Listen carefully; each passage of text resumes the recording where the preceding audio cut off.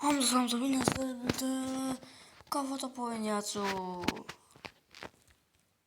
İlk kafa topu İdom'da 25 seviye.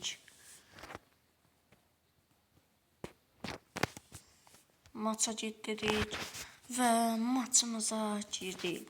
Görün neçə seviye gələcək. Bəli olsa 25-25 karşı yani Romanya'da ora. Gitti. Bir tane belə gol. Bir tane de kafasından gol. Oha ne tuttum o. Bir tane belə. Baba bir tane gola baxın. Diqqətlə baxın. Yox. Olmadı. Bir tane tırkasından. Bir tane de tırkasından yedik. Tırkasından girsin. Çıxmadı maçdan.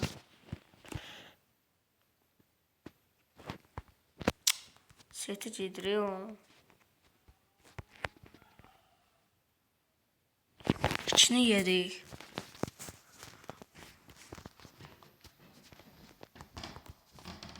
Bak gene uzağa çok. İyi. Ding ding ding ding. Ha ha ha. Boş kapıyı vurabiliyor. Boş kaleyi vuramıyor. Ben vurabiliyorum. Ciro. Dehşet çivir. Anne az gol oldu ha bu maç. Bir tane böyle. Bir tane böyle. Baba bir tane böyle gol. Bir tane böyle gol. O da. Nece gol idi.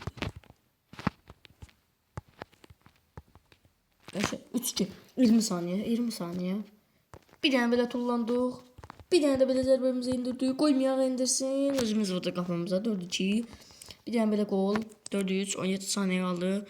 17 saniye. 17 saniye. 17 saniye. 4-4. 13 saniye. Bu oyunu tutsak ora. Uf. Bir tane böyle gol. No. Bir tane de böyle gol. Gol. 3 saniye kalmış. Narın.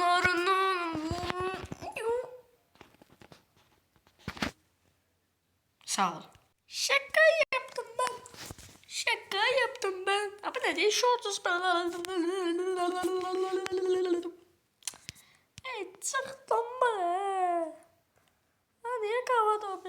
İnternet kafaya gördünüz. Ama videomu bitireceğim. 2 saat gireceğim. Sağ olun. Burada